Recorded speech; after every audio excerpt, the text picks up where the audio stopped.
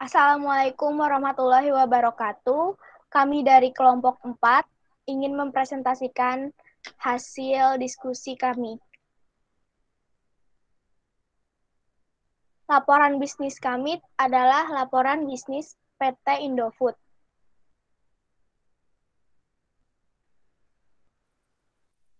PT Indofood Sukses Makmur Terbuka atau biasa disebut Indofood didirikan pada 14 Agustus 1990 oleh Sudono Salim.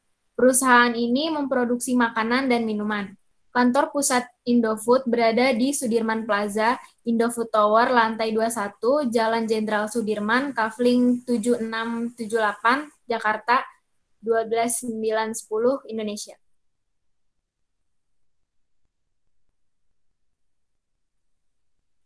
Misi PT Indofood berkomitmen menyediakan produk dan jasa makanan bermerek berorientasi pasar dan pelanggan yang inovatif dan berkualitas tinggi dan berusaha memberikan kepuasan memenuhi kebutuhan kesehatan dan gizi masyarakat, memberikan nilai manfaat optimal bagi pelanggannya, pemilik modal, pekerja, dan masyarakat pada umumnya. Visinya menjadi perusahaan global penyedia makanan berkualitas berbasis pertanian.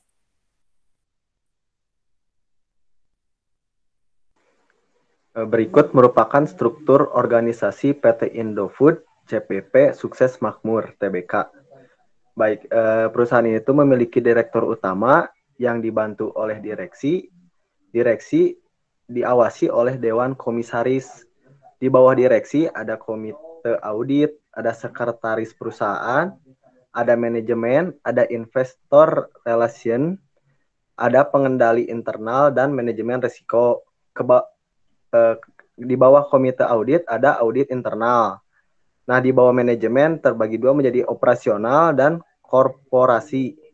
Di bawah operasional ada produk seperti mie instan, bogasari, terus packaging, agribisnis, dairy, distribusi, nutrisi dan makanan khusus, snack food, food seasoning internasional. Di bawah korporasi ada treasury, CHR dan CPR, controller, legal, central marketing, corporate internal audit, corporate purchasing, research and development, investor relation and corporate secretary, information technology. Tugas direktur utama itu bertanggung jawab dalam mengembangkan arahan strategis perseroan dan memastikan bahwa seluruh target tujuan dapat dicapai, sedangkan direksi bertugas untuk membantu direktur utama mengelola usaha perseroan. Dewan Komisaris memiliki tugas untuk mengawasi direksi dalam menjalankan kegiatan dan mengelola perseroan. Di situ ada komite audit. Komite audit membantu Dewan Komisaris dalam menjalankan peran pengawasan dan mengkaji laporan keuangan perseroan. Audit internal bertanggung jawab mengevaluasi efektivitas sistem pengendalian internal Indofood dan memastikan bahwa seluruh produser telah dilaksanakan sesuai dengan ketentuan dan tepat waktu. Di situ ada sekretaris perusahaan yang bertugas sebagai penghubung antara perseroan dengan institusi pasar modal, pemegang saham, dan masyarakat. Di situ juga ada manajemen operasional yang bertanggung jawab kepada direksi atas setiap kegiatan operasional perusahaan, mengkoordinir kegiatan operasional, serta sebagai penentu kebijakan operasional. Di situ juga ada manajemen korporasi yang memiliki fungsi masing-masing sebagai pengelola kegiatan perseroan. Laporan kinerja. Dalam 2 dekade terakhir, Indofood telah bertransformasi menjadi sebuah perusahaan total food solution dengan kegiatan operasional yang mencakup seluruh tahapan proses produksi makanan, mulai dari produksi dan pengolahan bahan baku hingga menjadi produk akhir yang tersedia di pasar. Dalam menjalankan kegiatan operasionalnya, Indofood memperoleh manfaat dari skala ekonomis serta ketangguhan model bisnisnya yang terdiri dari 4 kelompok usaha strategis atau grup yang saling melengkapi sebagai berikut. Dengan didukung oleh kekuatan merek-merek produknya, grup CBP memproduksi beragam produk konsumen bermerek, antara lain mie instan, dairy, makanan ringan, penyedap makanan, nutrisi, dan makanan khusus, dan minuman. Segmen bisnis ini dijalankan oleh PT Indofood, CBP Sukses Makmur, TBK. Grup ini memiliki kegiatan usaha utama memproduksi tepung terigu dan pasta, didukung oleh unit usaha perkapalan dan kemasan. Bogasari adalah pabrik penggilingan tepung gandum terbesar di dunia.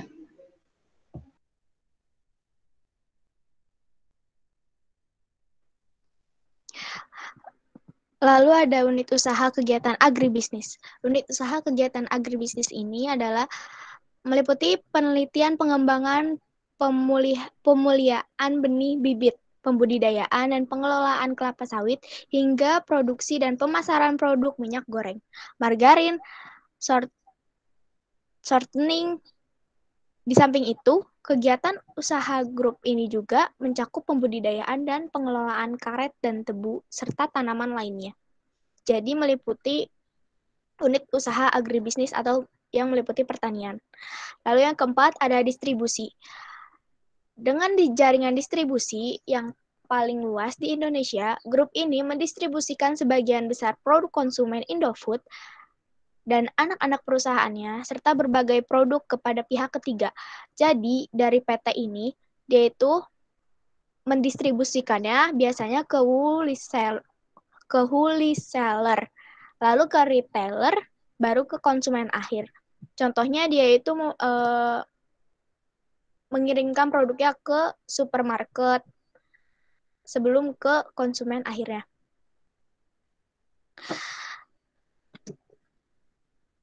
Selain itu, PT Indofood juga menerapkan sistem manajemen lingkungan untuk sistem manajemen energi. Yang pertama ada perkebunan berkelanjutan.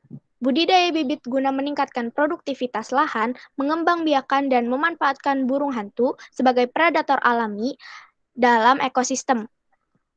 Mengurangi penggunaan paraquat secara ketat, melaksanakan kebijakan anti pembakaran hutan dan kegiatan pembukaan lahan baru, serta memelihara kawasan bernilai konservasi tinggi atau KBKT. Yang kedua, ada pengelolaan energi. Upaya untuk mencari dan mengimplementasikan alternatif energi yang lebih ramah lingkungan, seperti pemanfaatan cangkang sawit sebagai bahan bakar boiler, menerapkan berbagai program pengurangan energi seperti penggunaan atap kaca untuk memanfaatkan cahaya dan konservasi ke lampu LED untuk membantu menghemat pemakaian energi. Lalu yang ketiga ada pengelolaan air.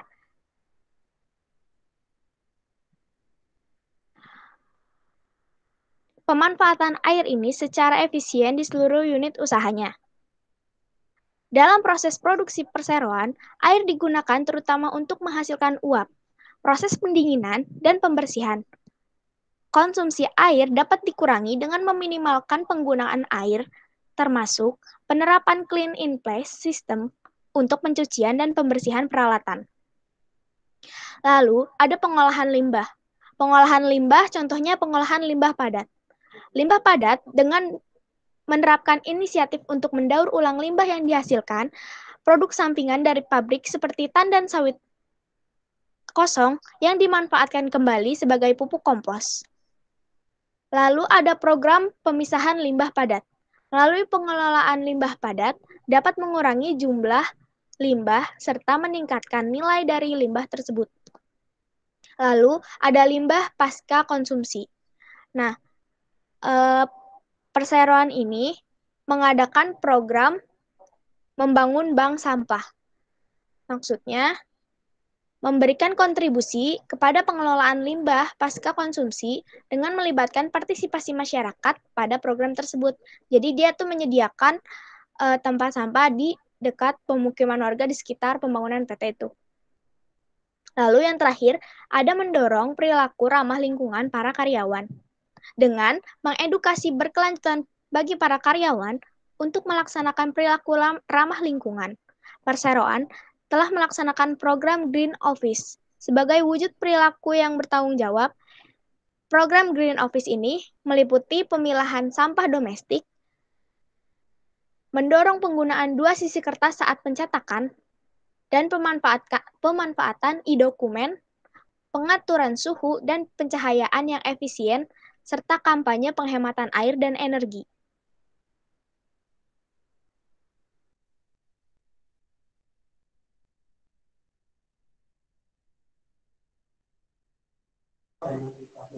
Baik, ini adalah ringkasan laporan laba rugi dan penghasilan komprehensif. Laporan laba rugi komprehensif adalah salah satu laporan keuangan yang mengukur seberapa besar keberhasilan perusahaan atau kinerja perusahaan yang dihitung per akhir tahun. Yang kita ambil di sini adalah tahun 2019 dan 2018. Di sini ada laba bruto yang 2019 itu dengan total Rp14.404.013, sedangkan 2018 Rp12.265.550, sedangkan laba usaha tahun 2019 dengan total Rp7.400.117, sedangkan 2018 Rp6.447.921. Laba sebelum beban pajak penghasilan tahun 2019 yaitu Rp7.436.972. 2018 Rp6.446.785.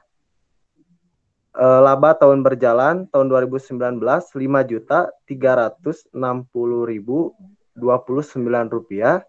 sedangkan 2018 Rp4.658.781.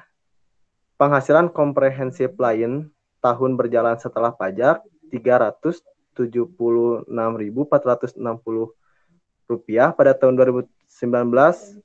Pada tahun 2018 Rp548.086. Total laba komprehensif tahun berjalan tahun 2019 Rp5.736.489. Sedangkan tahun 2019 Rp5.206.867. Bisnis secara keseluruhan. Rencana perusahaan PT Indofood Sukses Makmur Tbk terus berupaya untuk meningkatkan pencapaian pertumbuhan dan kinerja kami dengan tetap sigap dan berinovasi dalam menghadapi lingkungan bisnis yang semakin kompleks.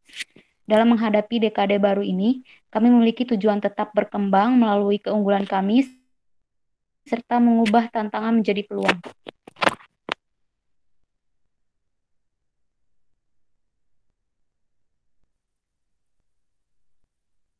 Permasalahan perusahaan. Yang pertama itu ketatnya pesaing yang dilakukan pesaing dalam hal iklan maupun inovasi. Cara mengatasinya, memasang iklan atau mempromosikan produk dengan cara yang semenarik mungkin. Yang kedua, tidak fokus terhadap satu jenis produk. Solusinya, selalu berusaha untuk fokus terhadap produk-produk yang ada. Yang ketiga, kompetitor mengeluarkan produk baru. Solusinya, rutin mengeluarkan produk baru atau mengubah bungkus produk dengan desain yang lebih menarik dan inovatif.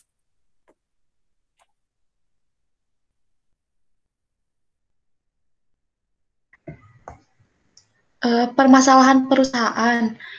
Persaingan harga dengan kompetitor, itu strategi harga ditentukan dengan memilih harga di atas rata-rata pesaing atau sedikit lebih mahal, namun juga diimbangi dengan kualitas produk yang baik.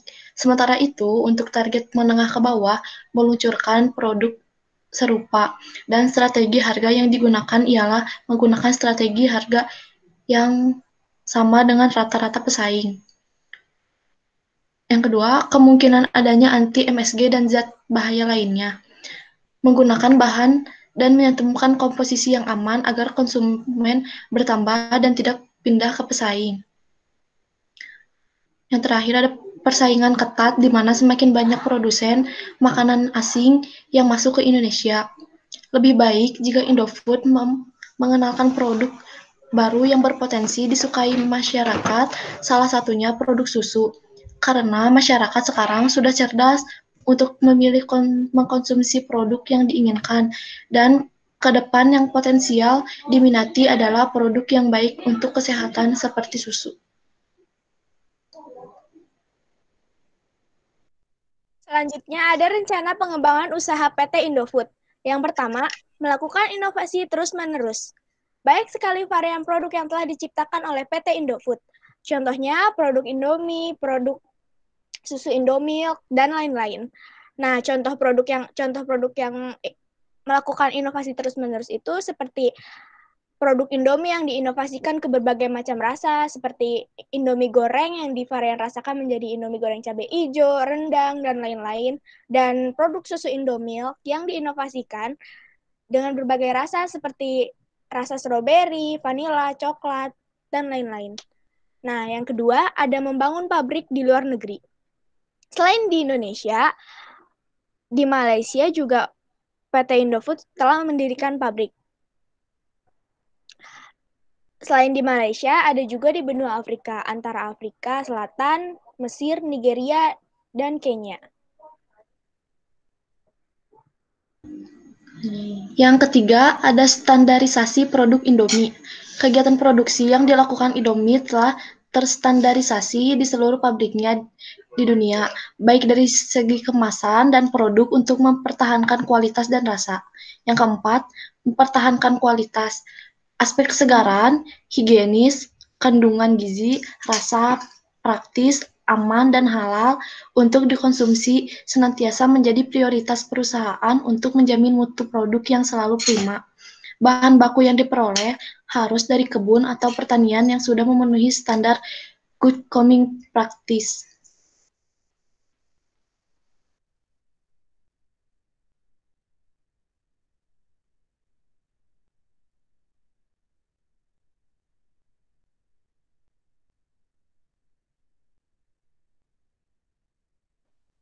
Ganti slide-nya, Anjani. Maaf, Kak.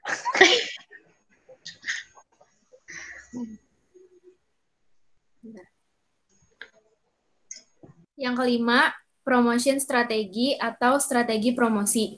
PT Indofood memiliki tagline yang sangat sederhana namun sangat pas dan ringan untuk didengar dan diingat oleh masyarakat. Yang keenam, supply chain atau activity configuration yang dibutuhkan oleh PT Indofood untuk membuat produknya terkenal. Contohnya, Indomie untuk go internasional dalam supply chain, dan activity adalah pabrik yang siap untuk dijalankan di negara-negara besar.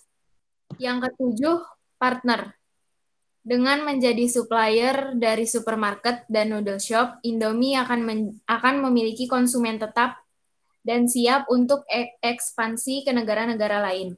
Yang kedelapan, menjalin hubungan baik dengan customer. Melalui jaringan noodle community, dalam beberapa negara maju, noodle atau mie sudah diapresiasi dan memiliki komunitas tersendiri bagi penggemarnya. 9. Distribution channel. PT Indofood biasanya didistribusikan produk Indomie dalam jumlah besar melalui supermarket atau hypermarket seperti Carrefour, Hero, Walmart, 7-Eleven, dan banyak supermarket lainnya. Yang 10, iklan. Iklan yang digunakan untuk memasarkan produk PT Indofood biasanya diiringi dengan nyanyian sambil diperani adegan tentang kegemaran kesehariannya mengkonsumsi produk dari PT Indofood.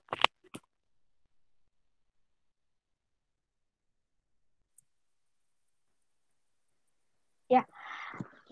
Jadi di PT Indofood ini dia tuh memproduksi 2 produk yang sangat terkenal. Yang pertama ada Indomie dan yang kedua ada Indomilk. Sekian presentasi dari kelompok kami. Kurang lebihnya mohon maaf. Wassalamualaikum warahmatullahi wabarakatuh.